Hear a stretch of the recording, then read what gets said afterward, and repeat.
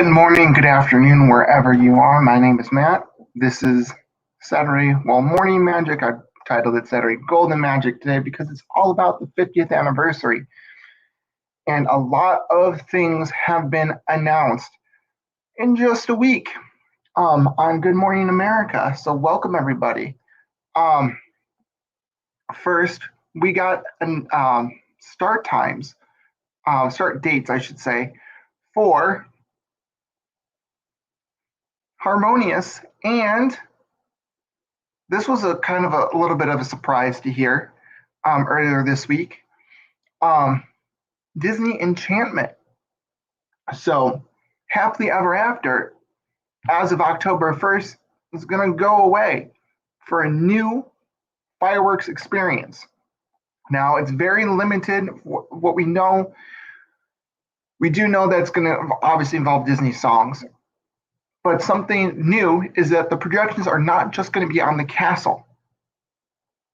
The projections are also going to extend all the way down Main Street. Now, if you're familiar with Walt Disney World and Main Street and the Castle Hub,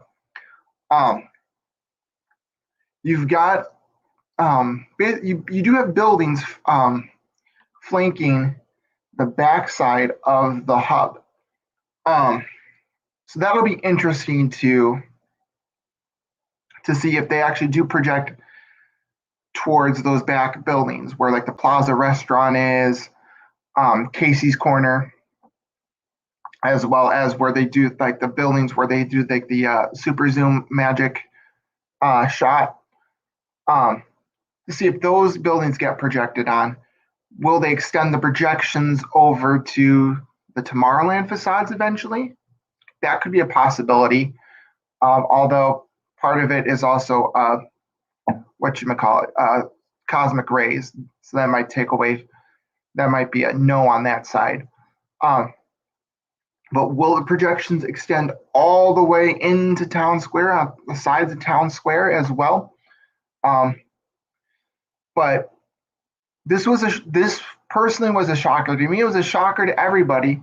Now, there were rumors of something called Project Nugget about new fireworks, new entertainment for the 50th anniversary. And Project Nugget, I believe, was specifically for the nighttime fireworks. So what remains to be seen is, are they going to play on that nostalgia factor? Meaning, when Disneyland had their 50th anniversary, they had, I believe it was Dame Julie Andrews. Dame Julie Andrews narrate the show, and they threw in basically every piece of Disneyland history from the past 50 years. Now, this sounds like it's going to be a more permanent than just a year-long fireworks than that, but hopefully they throw that a little bit of nostalgia, at least a little bit of a 50th anniversary tag. I think a lot of people would be upset if they don't throw that nostalgia factor in, and it's more just like, it's a party, we're thinking about the future, we want to see the past. Because I'll tell you right now, it's been about 16 years. Disney World fans, East Coasters, have been waiting 16 years for this celebration after seeing Disneyland Celebration. The hype has really been there for 16 years. I think with the pandemic, we're going to have to tamper our expectations a little bit, but hopefully they do pour some of that nostalgia factor into it, and not just do IP and throw in some favorite Disney attractions like Small World, Haunted Mansion, Pirates of the Caribbean, People Mover, Carousel Progress, those types of rides, maybe even, and some rides that are from the distant past, like 20,000 Leagues Under the Sea, and Mr. Toad's Wild Ride. And just throwing some things from the, even like across the other three parks. Maybe something from Horizons, or throw in a little bit of One Little Spark. So it remains, like I said, we don't know much detail. They do have one shot of, or concept, one piece of concept art from this whole show. And it shows the castle transforming in gold, like it should during the 50th anniversary, right? And then transforming all along Main Street. Now, having seen Disneyland fireworks during the Christmas time, I've only seen them once during Christmas. Being on Main Street and having the projections surround you and the fireworks, this is going to be a plus. I know a few people that have stuff like happily ever after is going away. Oh no. I mean, people were like that with Wishes, when Wishes turned into happily ever after, and Fantasy with the Sky into Wishes. Like, you're going to always get those people. Personally, my hope is that they don't distract from the fireworks. Again, you're going there for the fireworks, and I hope that because they're adding more projections, they don't take away from those fireworks. But at the same time, being surrounded by those projections down Main Street, USA, again, from my experience with seeing fireworks at Disneyland, it's going to be a plus. It's going to enhance that nighttime experience. Although it's going to make Main Street, USA the destination now to see the fireworks. Whereas even with Happily Ever After, if you didn't want to see the projections, you could still see the fireworks pretty much from anywhere in the park. But now you've got these Main Street projections, and it's got me nervous a little bit because now you have to be on Main Street. You're packing more people down Main Street, USA. And I can't really think of another area where you could possibly put projections, in the Magic Kingdom to possibly alleviate some of the crowding that Main Street, USA would see. The only other place I could think of is Frontierland and Liberty Square, and possibly doing something like Fantasmic there, where they have projections. They use the Fantasmic spray screens, water screens, and project the animations and projections that are down Main Street. And they actually use the water fountains too. So it's a cool. That's a very cool use of technology, again, to alleviate the crowding down Main Street. Or else, again, they have it's a Small World facade too, where they project the Mickey Mix Magic, which is going to start July 4th, at Disneyland. They use that for projections as well during the fireworks. So there's multiple locations where they can do the projections, whereas in Florida, I'm trying to think of buildings where they can do the projections in that is kind of spaced out, and that maybe Tomorrowland a little bit. Down the former Avenue of the Planets, basically Ghost Town, USA, where you walk in from the hub and it's like you got nothing until Buzz Lightyear Space Ranger spin and the launching pad and all that stuff. There's like nothing there. Maybe they can do it there, although it's kind of hard with the people mover being attached on the sides. I don't know if maybe you can do projections on Space Mountain, but then again, the fireworks are to your back. And the best option really for a secondary viewing location would be Tom Sawyer Island. Or maybe maybe set up those like water fountains and spray fountains so that they could maybe alleviate some of the projections, alleviate some of the crowding, and so they can have more people view the projections. that's tough because again, it's the space. It's really the space to do it. Although you can hold more people in the hub, theoretically, most people view the fireworks anyways from the hub or Main Street. But I'm going to tell you right now, you're not once Disney Enchantment premieres for the 50th anniversary on October 1st, 2021. You are not going to want to be in the hub to watch the fireworks. The hub is no longer the prime location. That is like the last minute dead, last minute like I went. What I was going to say with that. Let's give me the last minute. You're like scrambling for a place. You're not going to be wanting that hub. You're going to be down Main Street with the like the Emporium, maybe in the center street, like right in that center. To really immerse yourself in the projection on the castle and the projections on the side. So I think it's worked at Disneyland, but Disney World again, it's gonna cause some problems with people trying to leave the parks. I can tell you that for sure because Main Street will be that much more crowded. So they do have the bypass on the Plaza Inn side and the Main Street Confectionery side, the side with Tony's Town Square Restaurant. That pathway on the east side of the park? Yeah, the east bypass, Tomorrowland bypass. There we go.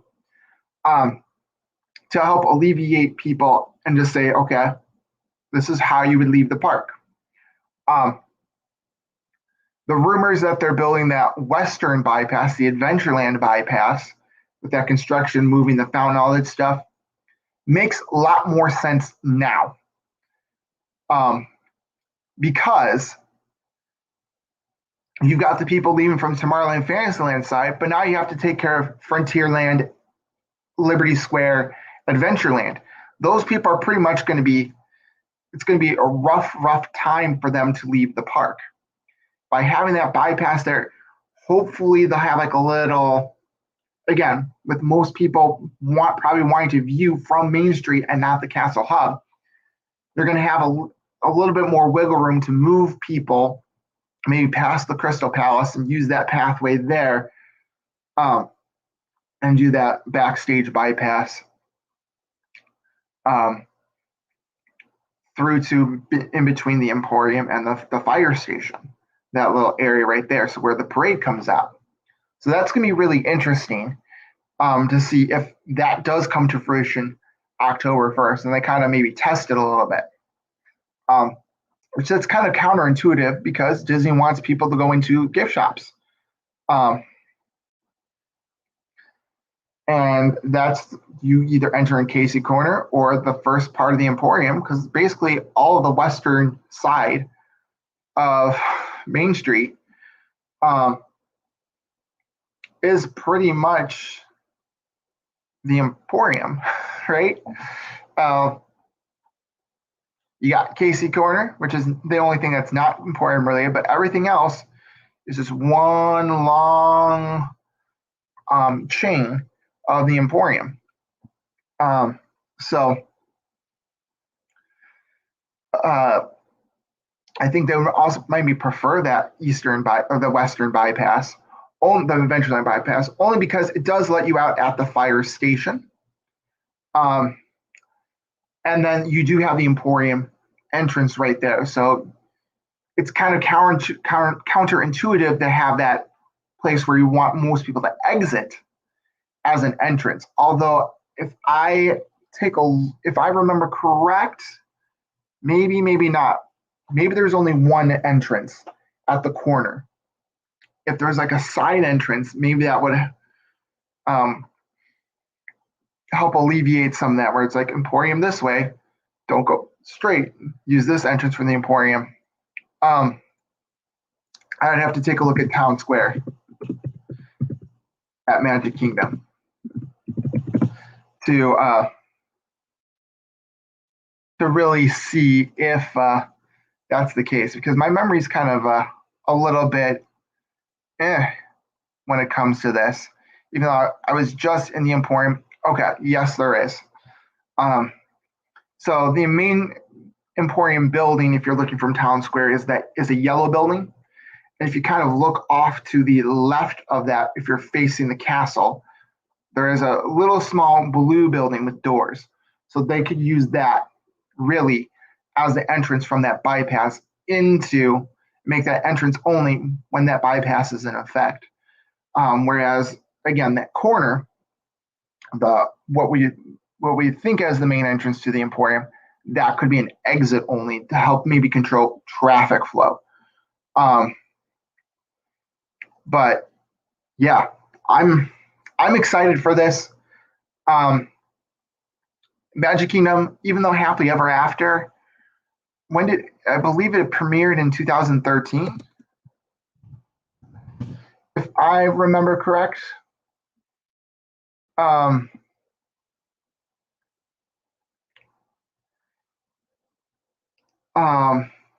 So it's been running for a while. Actually, no, I'm sorry. I thought 2013. It was 2017. This is actually a very short run.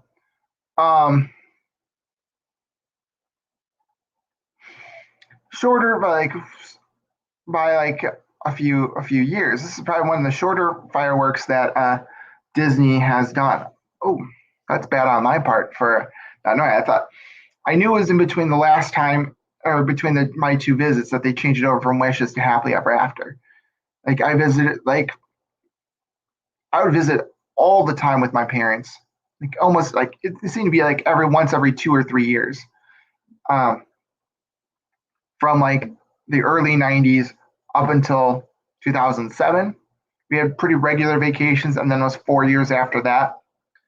2011 was the last time I was in Magic Kingdom for Wishes. And then I knew that in between 2011 2018, they had that changeover. But I didn't realize it was only 2017. So 17, 18, 19, 20, 21. We're going to say about, it had a 4 year run, but only ran for 3 of the 4 years. Which again, Disney always had this in mind as a transition to the next fireworks. I don't think it was actually even supposed to last 4 years. It was more supposed to be like an Epcot forever type thing. Maybe test out the projections, see how this goes. Which makes me think about the projectors that are along Main Street. We really didn't hear about permits or anything, or at least I didn't hear about permits or anything about placing projectors down Main Street. So my guess is that when they put the projectors for the castle, they also put the projectors all the way down Main Street, and they just haven't used them for 4 years. Is one possibility, or else maybe there was some roof work done, and they actually put projectors on it as well, and they kind of secretly did this. Because I don't know if anybody, or very few people, knew that this was going to happen. Right? I really didn't see anything like this, but that doesn't mean that other people did. Reading through Disney forums and like blogs and all that stuff, sometimes you skim through some stuff, and especially with the forums, it's like post after post after post. You don't read anything, and sometimes you miss a few days, and then by the time you check it again, like there's pages and pages and pages, and then you're like, I'm not going to read back. It'll cycle back again. But I didn't see the projectors going down Main Street. But then again, it doesn't surprise me because Disneyland also has that. All right. So the other thing that they announced, partially it's going to be the Magic Kingdom. If you and partially throughout the other 3, or throughout the rest of the resort. And that is 50 golden statues of Disney characters. So I think this is Walt Disney World's answer to the Hidden 50s from the Happily Celebration on Earth. for Disneyland's 50th anniversary celebration, where they put 50th anniversary gold and blue and gold hidden Mickeys throughout the parks. And sometimes they weren't blue and gold, but they were the classic Mickey Mouse silhouette with a 50 in the middle. So the Haunted Mansion had one and was a spider web on the outside at Disneyland. The castle had one. It was gold ears, blue center with a gold 50 in the middle. And you had to search for all 50s throughout Disneyland Park. So they're going to do statues. Now, part of the also part of this announcement is Disney is coming out with a few books to coincide with the 50th anniversary. One about the history of Disney. One is a cookbook with recipes dating back to the 70s. Some I'm thinking are not even made in the parks anymore. It's my impression. Some classic and current recipes, or maybe the recipes were changed and they're giving you the original recipe. Those books, I believe, are retailing for $40 each, and they're pre-order now, either on Amazon for the cookbook, or maybe it's Shop Disney. Some of them are exclusively on Shop Disney. Some of them are going to be on both Shop Disney and on Amazon and wherever books are sold. There's also a coloring book, 50th anniversary coloring book, which that looks pretty cool. I think there's also a Delish magazine recipe book for $14 on Amazon. I think some of the recipes, there's going to be a little bit of overlap there. But I know the frozen Dole Whip treat that Disney posted on their parks blog at the beginning of the pandemic last year, like make your own Dole Whips at home type deal. A Dole Whip-esque thing. That's going to be one of the recipes. Now, I know I'm talking about the statues here, but a little bit off track here, going off the monorails here.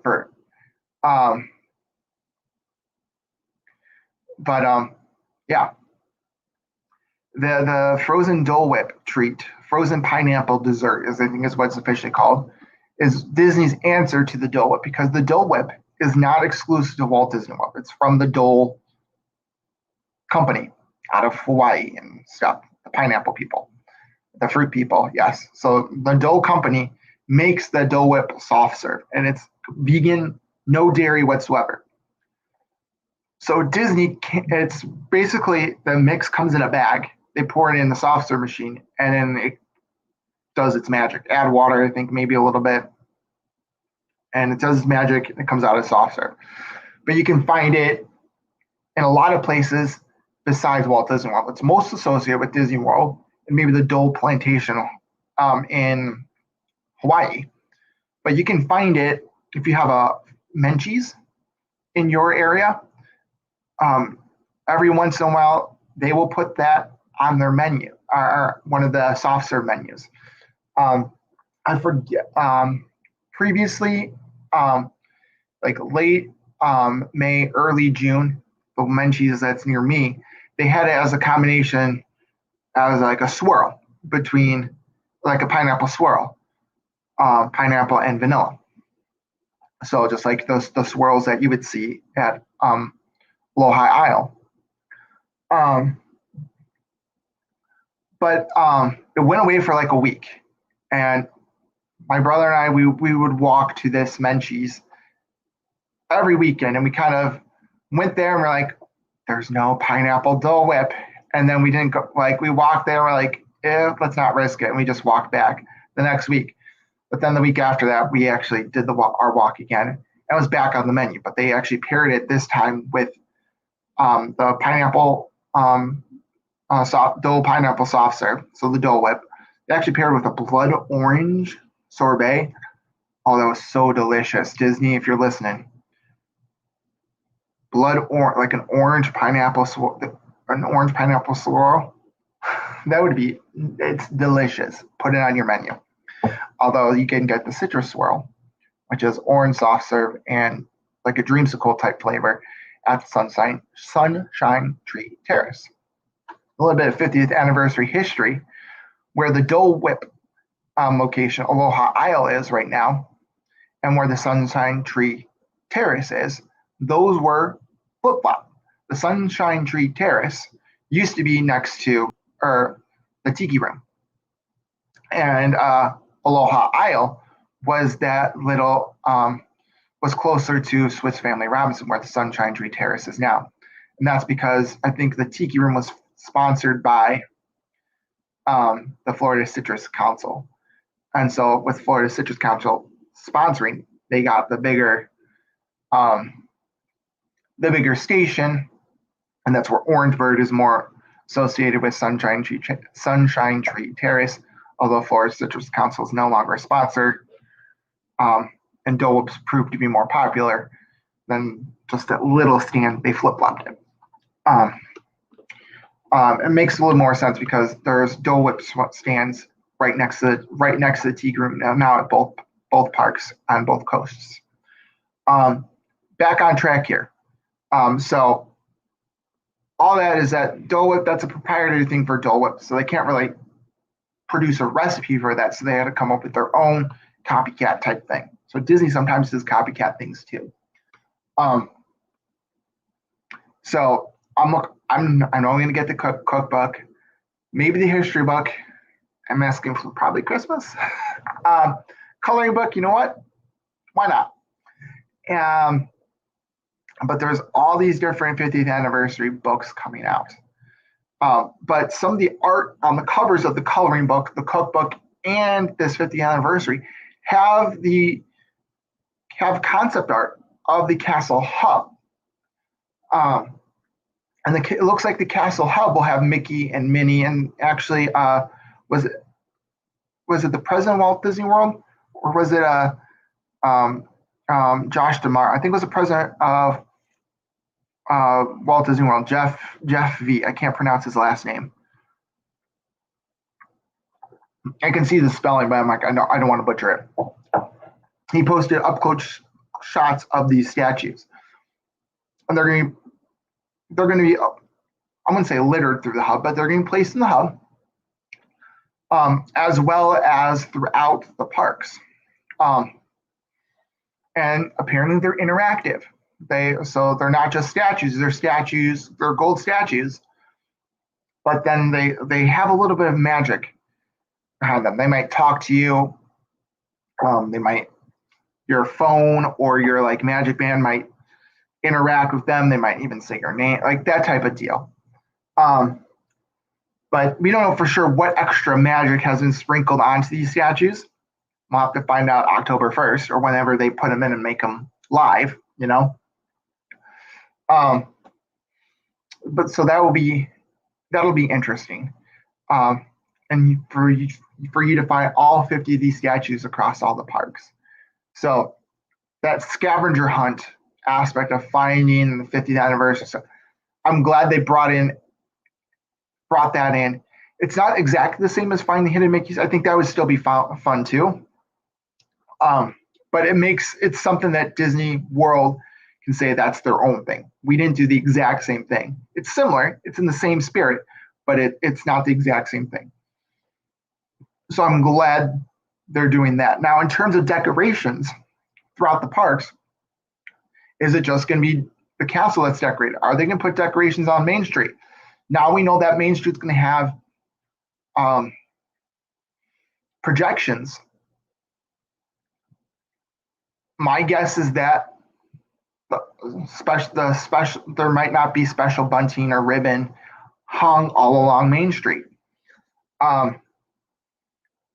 The lamppost might get something.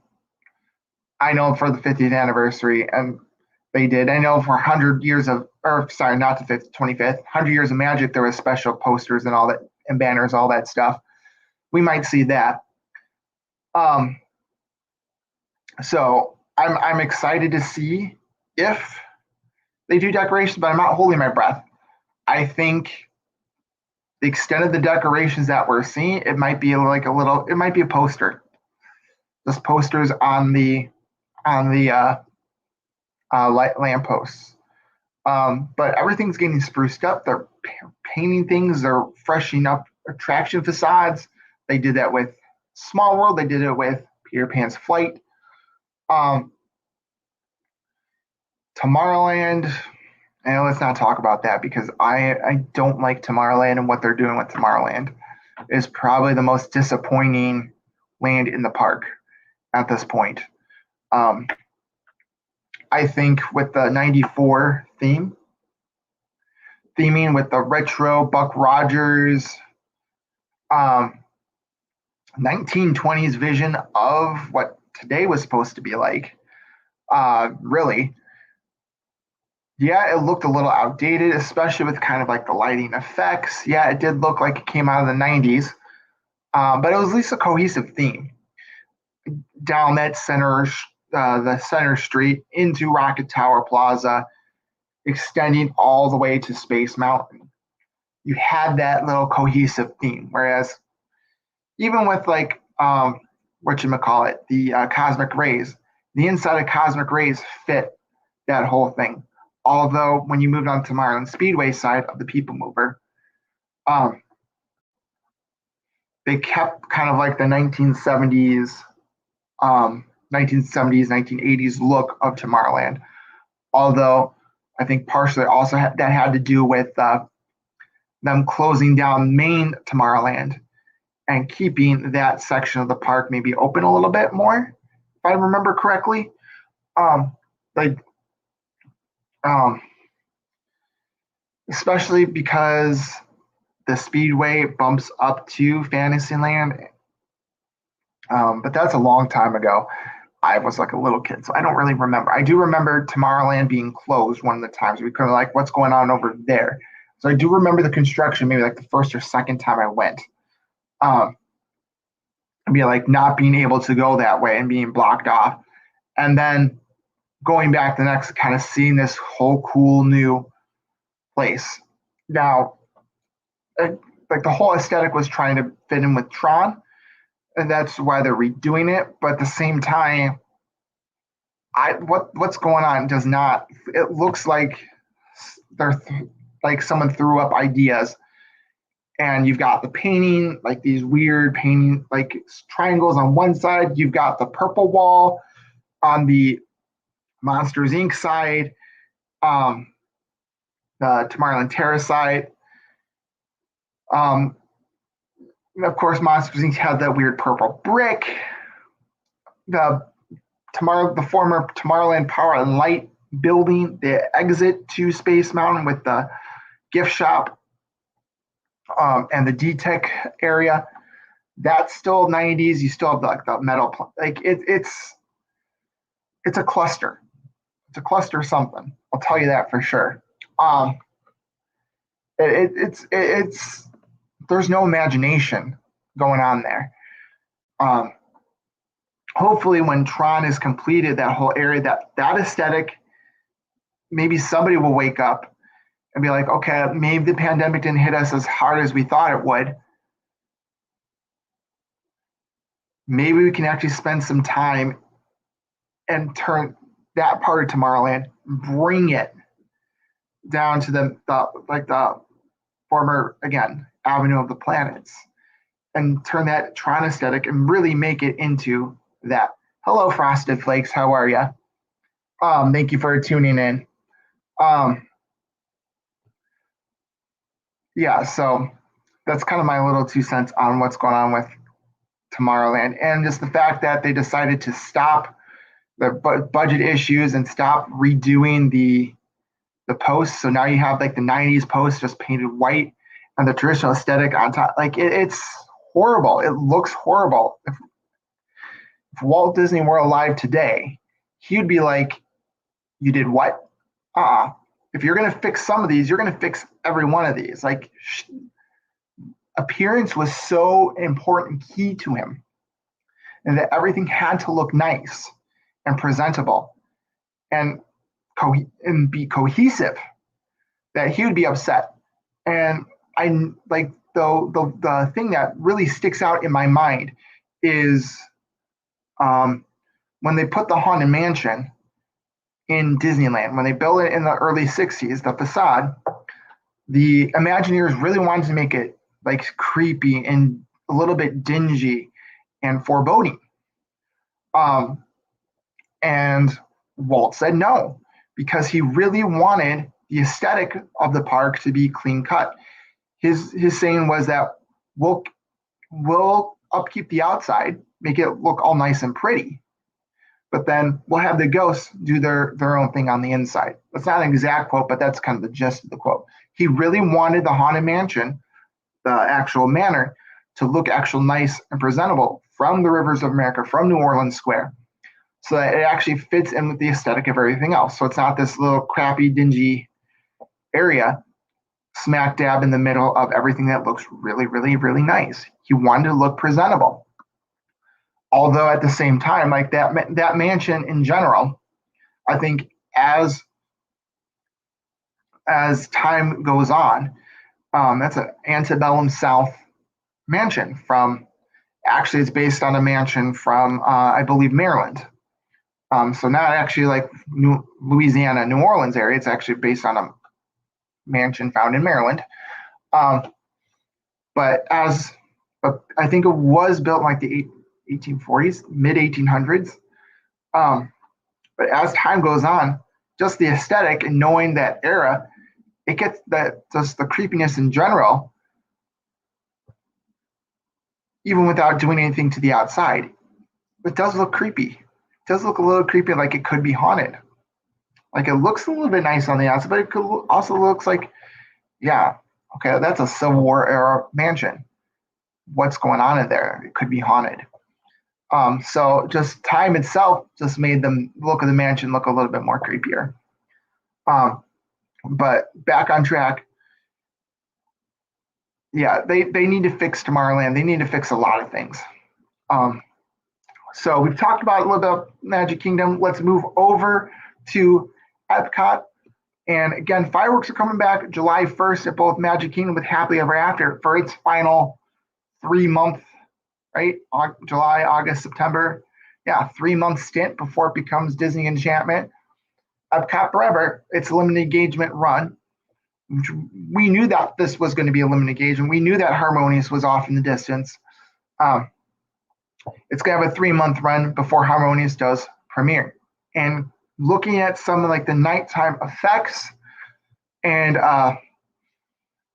some like the still shots from the test runs, I'm pretty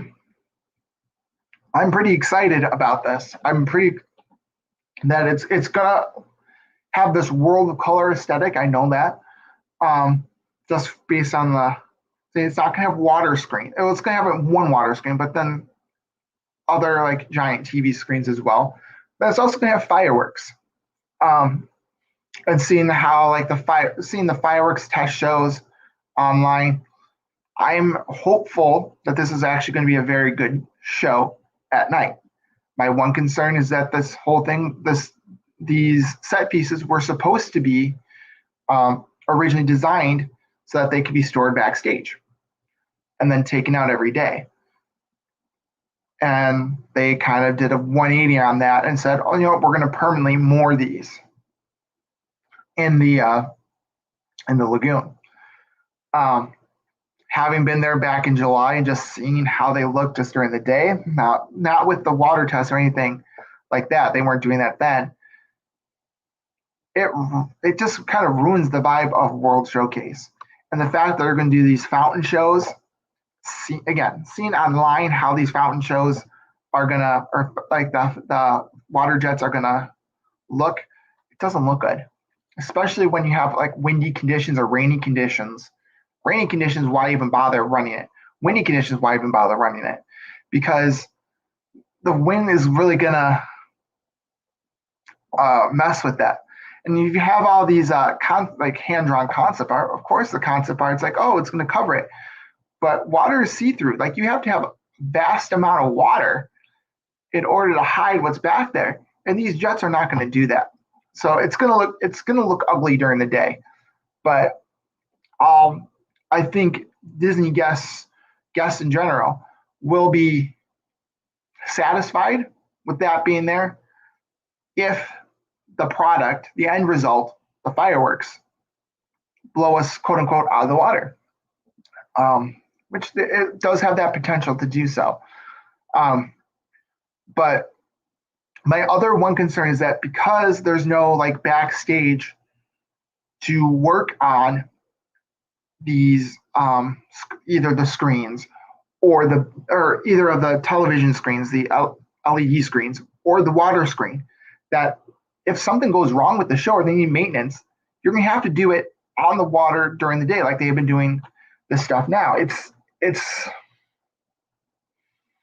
It could cause Harmonious not to run or any fireworks not to run during the night, um, which it's not going to go well for Disney guests. Um, could they do a B mode? Could they do an A mode or B mode with that and just work on it during the day? Possibly, but you could do a lot more with moving individual pieces backstage, working on that, and still maybe running the show, maybe without the center screen. Or if one of the TV screens is not working, maybe you take two of them out, put them backstage, and run them with maybe two or three or whatever. You have a lot more to work with.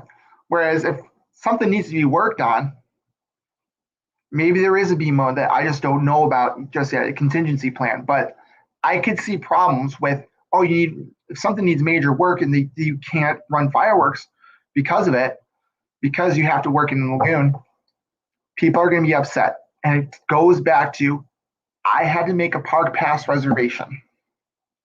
These park passes right now, I think Disney's like, oh, this is awesome. It's controlling crowds. It's what Disney needs right now.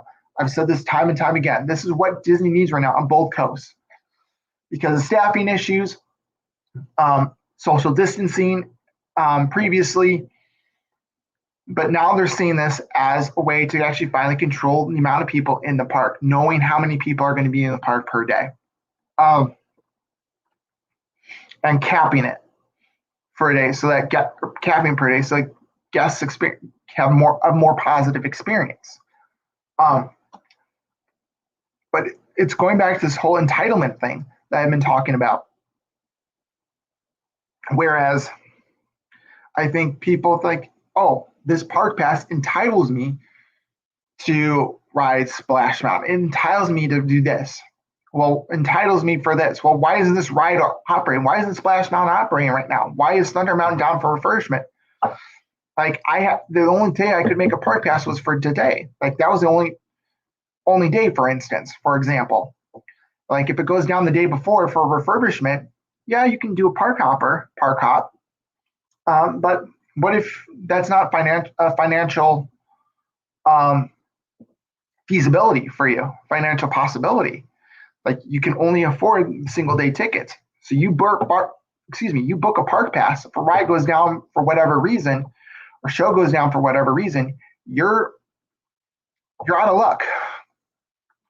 So it creates more of a sense of entitlement that I'm entitled for restaurants. I'm entitled for this. When it's a theme park, if something needs to go out, it happens. But then you're out of luck, and then it's your next trip, which could be a year or two or three, or even possibly even more down the line. And so if your trip is specifically for a certain thing, like specifically for Harmonious, you're like, and Harmonious, whatever he's having technical difficulties, they can't run it in general because they have to do the work in the center platform, and it's taking longer than they expect or whatever. You're out of luck, and that's frustrating, really frustrating. So I truly believe with rides not operating, going down, there have been two instances in the past month or so where there have been power outages in the park and rides have gone down. Maybe not for the whole day, but they've gone down. There's instances, I think it was Disneyland, where Rise of the Resistance didn't even operate for an entire day. If rides don't even operate for an entire day, or even at the beginning of this year, I think Rock and Roller Coaster was down for 3 days, 2-3 days it seemed like.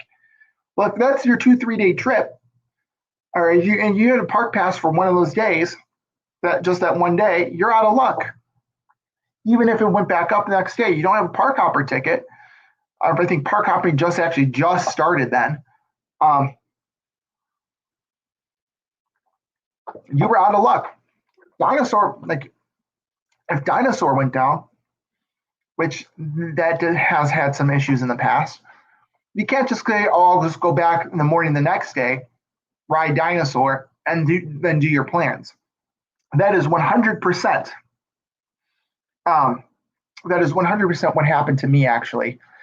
The last pre-pandemic trip I took with my brother, we had a Fast Pass Plus for Dinosaur in the evening, and we were in Animal Kingdom. We were waiting for Dinosaur to come back online. It never did. So we got a multi-experience Fast Pass. I forgot what we actually used it for. But we came back the next day, close to rope drop. It opened like a half hour later without our half hour to an hour after the park actually opened. We got on. We waited like about 20 minutes. We actually got on Dinosaur the next day. After we did Dinosaur, I think we did one more ride again. And then that last day, I think, was at the Magic Kingdom, or I forget where we were. Maybe it was no, it wasn't Hollywood Studios. Maybe it was Hollywood Studios. No, it was Hollywood Studios.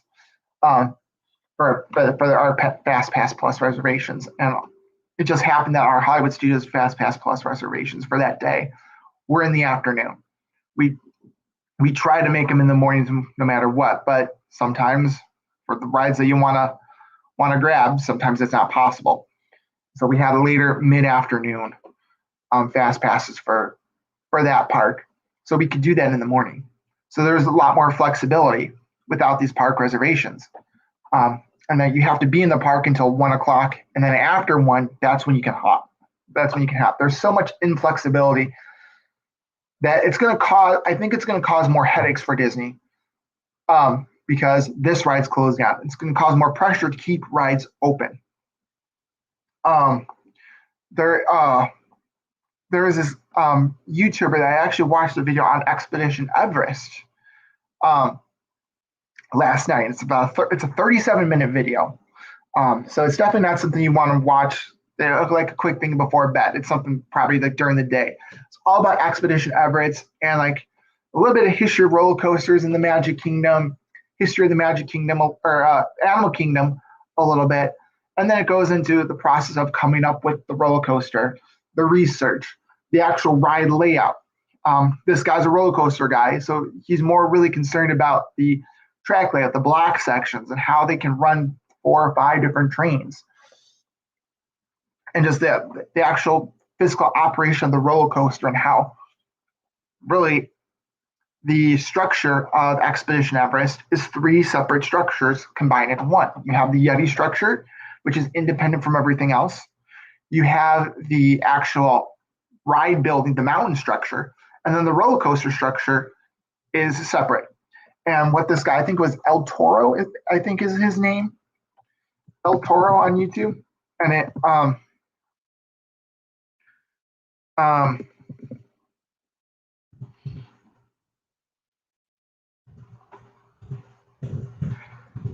he does all these different, it's problematic roller coasters is his series. And he does it every like a few months. He's done, I believe, the Matterhorn. I believe he's done, maybe not the Matterhorn, maybe the Matterhorn. I know he's done Big Thunder Mountain at Disney World. He's done Space Mountain at Disney World. And he just did about 3 months ago. I just got to watch it now.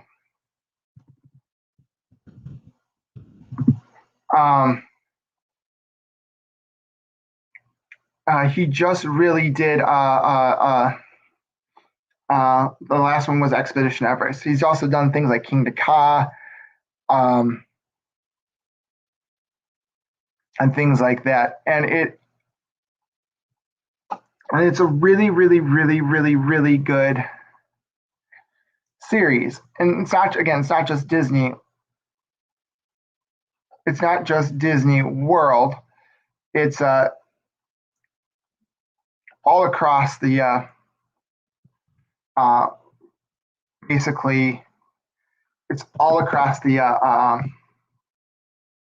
roller coaster world. It's El Toro Ryan. That's it, El Toro Ryan. Look him up. And it's a really, really good series. Um, Again, he talks about how Expedition Everest has not gone down at all ever for a refurbishment. They do all the maintenance at night, which because they have to keep it open because of guests. He really did a good job, and I'm actually going to post um,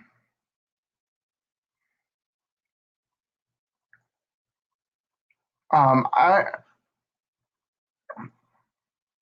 actually like really like this dude, but the point I'm going with it, it's going to keep this pressure and the show quality again.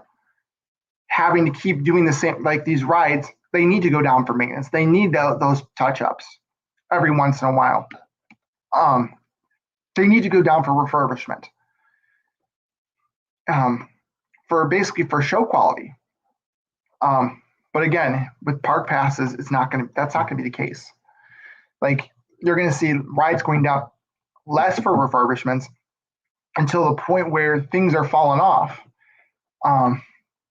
I mean, with Spaceship Earth, that's one of the things. Spaceship Earth has been kept open for the longest time. It's almost 40 years old.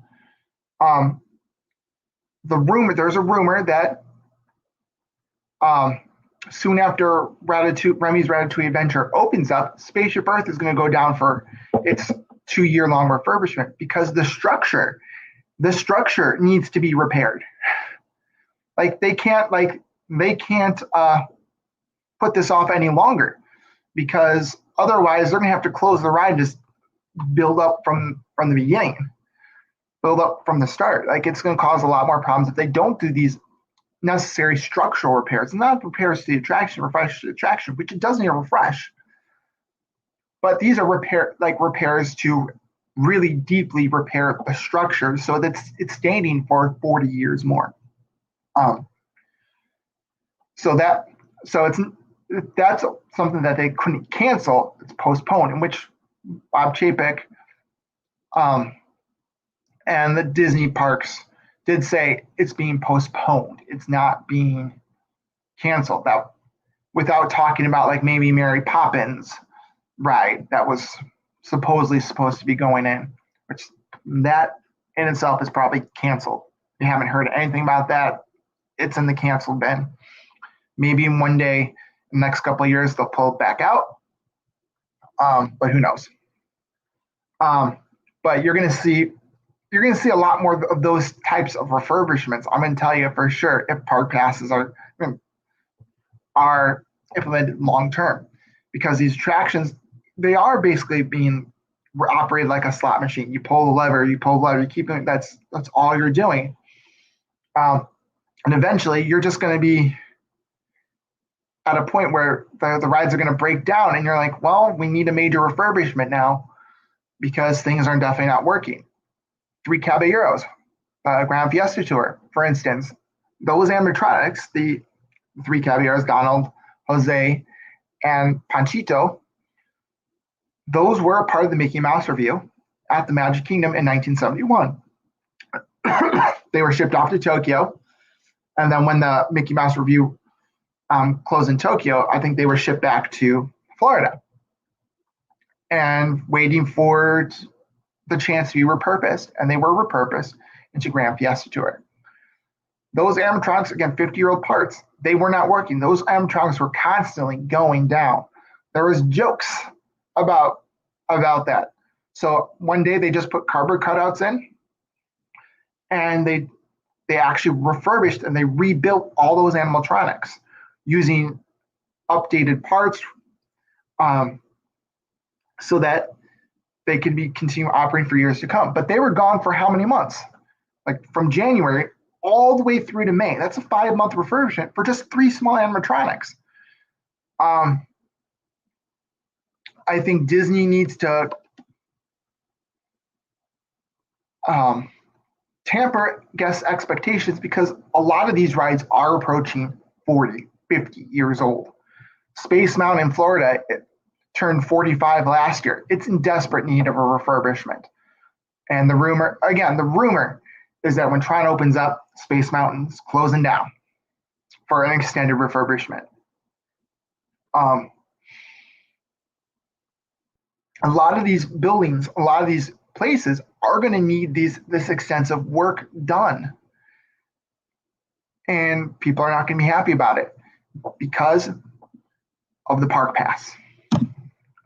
It's right now, everything's looking all rosy. They're looking at their data, they're looking at their surveys, they're looking at all areas. But theory and practice are two different things. In my line of work, I definitely know that for 100% for sure. So I can foresee that in the future there might be issues because they're of the pressure to keep this open. And that, I had to make a park pass, and having these rides maybe operating not at 100%. Oh, it's operating today. It's operating tomorrow. It will probably operate tomorrow, but they're fixing it today. But I don't have I can't get a park pass for tomorrow. It's going to create much more problems. And then on the West Coast, it's a locals park. I don't think locals want to schedule a day to come to the park. Locals want to be able to just visit for the afternoon, or maybe visit for the morning, and then come back next week.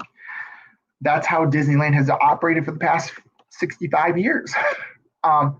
They keep trying to change this into more of a resort destination. But if you look at all the theme parks in Southern California, you've got Magic Mountain. That's not how Magic Mountain operates as a resort. You've got Knott's Berry Farm. And I don't think that's how Knott's Berry Farm operates either. You've got Universal Hollywood. That's not how they operate. And to kind of switch that to make California more of like California, tourism is not they depend on tourism a lot, but they have Hollywood. They've got TV shows and movies. They have other industries. Whereas Orlando, Florida, their number one industry is tourism. California, they're more diverse. They have food. They've got manufacturing. They've got Silicon Valley. They've got wineries. They've got, again, the whole television, entertainment industry. They've got a lot of things besides tourism. Florida, yeah, you have some other industries. You do have the citrus. You do have a food agriculture industry there. But these beach towns, tourism, retirement, those are the things when you think of Florida. California, you have a lot more to think of with that. And so to try to change that little small Anaheim resort, or Anaheim, it's a resort. They call it the resort. Anaheim property into more of like a destination where you just stay there. That's never going to happen. You've got too much to see around in Los Angeles. It's only going to be like a 3 or 4 day thing. Tops. 2 days, I think, is plenty there. And you're going to need to depend on the locals. No matter what, at this point, you're going to need to depend on locals. They are adding a DVC tower to Disneyland Hotel to try to bring in more vacationers. They want that vacation money. But the problem is, you've got Disney World as well. Disney World is for the vacationers. Disneyland is more for the West Coasters that maybe not want to travel 5-6 hours by plane, drive 3-4 days, take a train down to Florida or whatever. And it's more, again, it's a locals park. You can't build it like if you're going to expand the resort at this point. They're planning they have some plans to change some of the areas around the Disneyland Hotel, Paradise Pier Hotel, and expand California Adventure and Disneyland into this little smaller. It appeared to be like a third gate at first, but they're expanding those two parks and making like um, a Western esplanade, kind of wrapping around Paradise Pier Hotel, wrapping around the parking garages and Disneyland Hotel as well. But and then making the Toy Story parking lot um, like an extension of downtown Disney, which those are not even connected. Um, like they're running out of room to do stuff. They really are. Like they would have to buy other land, like maybe do what like Universal's doing with Epic Universe in Florida, buy some land that's not connected, run a shuttle bus service type deal. The only place I can really think of is really having like Angel Stadium in Anaheim, but that's not going to happen anytime soon. We're buying that area up. That's plenty of place for a third theme park. And it's right next to the Anaheim Transit Center. So like you have Amtrak and I believe connections to both Los Angeles and San Diego. That is a perfect area for Disneyland to expand right there. But again, that's not going to happen. That's not going to happen soon, if ever.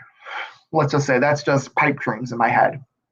I know I am. I'm diverging here, but like I know I keep mentioning about these park passes. They need to go away. Like they really do. It's. I don't think anybody's happy about them, except for maybe Disney. There's only one scenario I could actually see park passes being beneficial, and I've said this before: holidays. That way, you don't have to do phase closures. You don't have to turn people around. You say, okay, from June 30th to July 8th, park passes are required.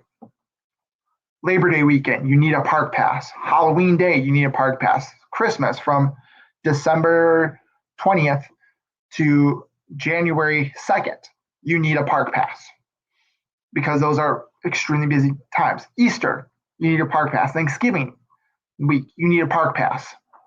Those implementing there because those are places you can potentially, those are places that potentially can have overcrowding issues and phase closures. That's the only scenario that I could actually see that happening. And I think that actually is a good idea for that. But for the average everyday going late July, early August, February, random weekend in April or May, maybe not so much. But specific days where you know you're going to have phase closures like the 3rd and the 4th, and maybe expand it for like that week and doing like 3 or 4 weeks where there are phase closures because you're going to push those people out a little bit longer. Maybe have that, or like even for the 50th anniversary, I think early on, before the pandemic, they're like, we're going to have a boatload of people coming to Walt Disney World on October 1st, 2021. How are we going to tell people not to go to Magic Kingdom, go to Epcot? I think one of the things was, oh, it's a 4-park celebration. It's not just Magic Kingdom, it's all 4 parks. So spreading people out a little bit. Personally, I think Guardians of the Galaxy was supposed to be opening October 1st, 2021. I really believe that without even knowing anything about behind the scenes. Don't work for Disney, don't have any inside information whatsoever, but just knowing how they poised it as a 4-park celebration rather than just at the Magic Kingdom, especially wanting to control crowds, knowing how they operate, how they think like that in terms of that, and how they think. I think Guardians of the Galaxy was originally supposed to open October 1st, 2021. They could have opened Remy's Ratatouille Adventure any time between October 1st, really to shortly after they opened up the Magic Kingdom, or opened up Magic Kingdom Epcot, like in 2020. They had like, I think it's pretty much show ready since late 2020. And the turn of, or from January, I think even January they could have opened up, but why wait? Build more crowds, get people to come in 2021, divert people away from Magic Kingdom. That's why Harmonious is premiering October 1st as well. Get some people into Epcot. You have Remy's Ratatouille Adventure. Get people into Epcot. Hollywood Studios has already undergone a transformation. Like, that is no longer the focus of Disney right now. They have that hotel. Animal Kingdom's, again, they just opened up Pandora a few years ago. There's really no new attractions on the horizon that I can really think of. But try to get people into that park as well. So it's interesting to see what they see there. But having Remy's Ratatouille Adventure open on October 1st, bringing people into Epcot that day, I don't think that's a coincidence. I think they were using other attractions to do that.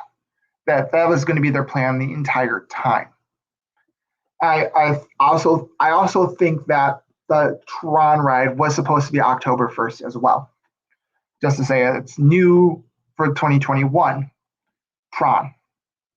But because of the pandemic, they stopped construction. Those two rides got pushed back to 2022. And they're like, well, we need this we need something. We need something to divert people away from the Magic Kingdom. So they might use the projections on the Tree of Life at Animal Kingdom to say, hey, come see these special 50th projections here. They might do some special entertainment as well. I know they're premiering the Kites, Disney Kite Tales, which I don't know too much about, but that's going to be coming to the Animal Kingdom as well. And then the projections on Hollywood, the Hollywood Tower Hotel as well. And maybe there's going to be a little bit of a show with that as well, and the Points of Light at Epcot to try to divert people away. So that for me is a good use of the Park Pass system. Bad use of the Park Pass system is basically continuing this on, just say you need a reservation, like you need a reservation for a hotel, for a restaurant, for like a lot of things. Now, for some things, like, yeah, you want to be able to know that you have a place to sleep at night. But a lot of people, like Disney, you cannot be spontaneous whatsoever. And this whole Disney Genie app that they're saying is coming along, that takes the last bit of spontaneity out. It's giving you an app saying like you need to do this now, and a computer is telling you where you need to go. You can't be spontaneous whatsoever. Like, if I know that there are people that stay 2 weeks at Disney World, but only maybe get 7 days of tickets. And it's like, do I need a park pass for today? Do I need a park pass for tomorrow? And I've just heard anecdotally that people making park pass reservations for every single day, and then every single day possible, and then canceling at the last minute. Although I think you can only make as many park pass reservations as you do ticket days. So I do know people that have made fast pass reservations for every single day pre-pandemic, and then cancel their hotel stay so they can get from the first part. So they're basically, yeah, we're not staying these first 5 days or whatever, but we're gonna make a hotel reservation, and then when we book our fast passes, cancel that first part, and we're not charged whatever, because you have up until you have between that 60-day window and that 30-day window. You can 60 days is when you can make Fast Pass Plus reservations when you could. And 30 days is when your vacation had to be paid in full if you're paying through the Walt Disney Travel Company. So there was a 30-day window where you could book a hotel for X amount of days. You don't even have to even stay at that hotel. It could be just, this is the hotel you want to stay at, and so that's your actual trip. And then you book maybe like an all-star resort for 5 or 6 days, but you're only paying off the whatchamacallit one, because there wasn't a set monthly payment schedule. You just had to pay, I think it was $200 up front, and then it just had to be paid in full, kind of like a layaway situation, 30 days before your vacation. So again, you had that 30-day window where you make fast pass reservations, and cancel and get the full price of a section of your trip back, or full price of your entire trip, or you can make cancellations without like a cancellation fee. So a lot of people I know have done that. And I kind of see like maybe that happening with park pass reservations. Canceling the day of or whatever. I know I made, back in July of 2020, I made 2 reservations for Hollywood Studios just to make sure that we could Rise of the Resistance once. So if we didn't get on the first day, we can do it the second day. And that at that time, there was no park hopping. So on the first day, we actually got on Rise of the Resistance. I think we were group number 4. But after that, we did basically all the rides. We're like, all right, we're done by like 4 o'clock, 5 o'clock, or 6 o'clock. It was like we rode a couple of things twice. But after that, we were like, do we really want to do Hollywood Studios again? And it was July 2020. It was really easy to make a park pass reservation. Hello, Samantha. Hopefully I saw that you were in Oceanside, California, right? Hopefully you're enjoying the beach. I know I'm going to be enjoying the beach when I'm there, literally this time next month. It's too bad that we couldn't time our vacations a little bit month apart, because like your schedule and my schedule pretty much almost mirror each other, but just different months. So I'm hopefully you're having fun. I'm just about ready to wrap up here. Just ranting about park pass reservations and my displeasure with them, which I think that's a recurring theme. This should just be called Saturday Morning Rants, to be honest with you all. But hopefully on the next one, more of you guys will be tuning in. We can have a little bit more of a conversation, because I want to hear what you guys think about the 50th anniversary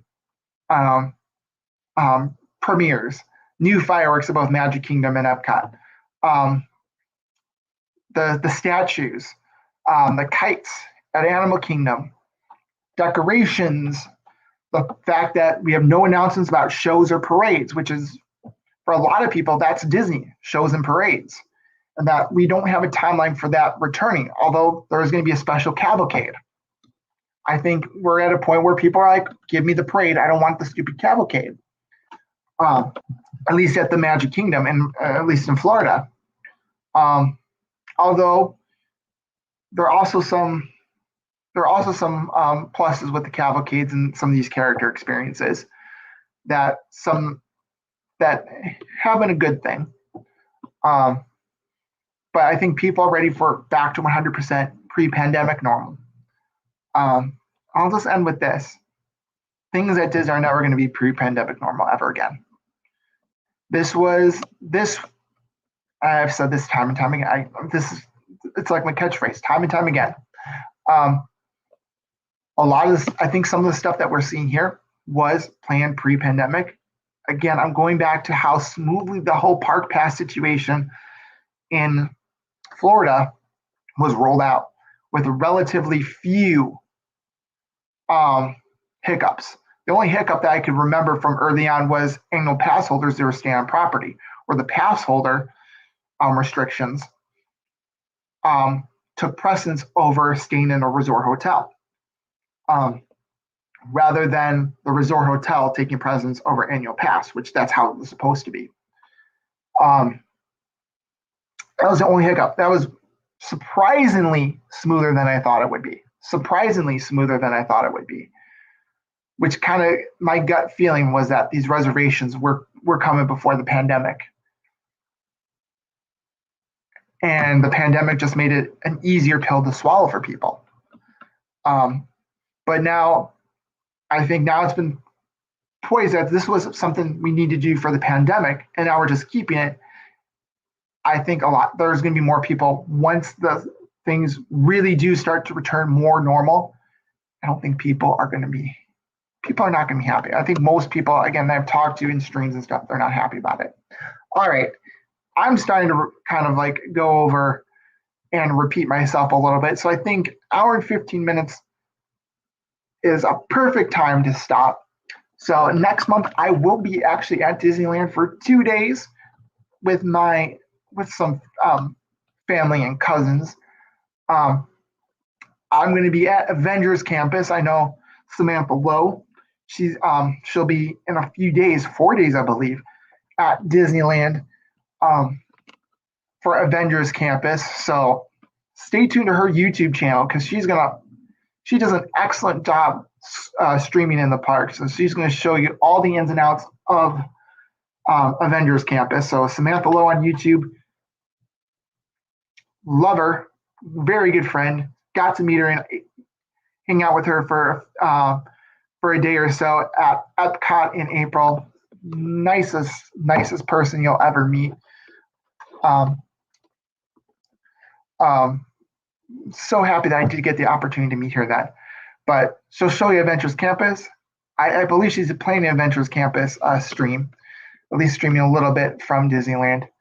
Web slingers and just the whole area with Pim Test Kitchen. I'm definitely gonna be taking some pictures and posting on Instagram. I think I haven't streamed from the parks. Actually, the only park stream that I've actually had was once, and because of Samantha. She actually joined in a little bit and streamed the Haunted Mansion for us.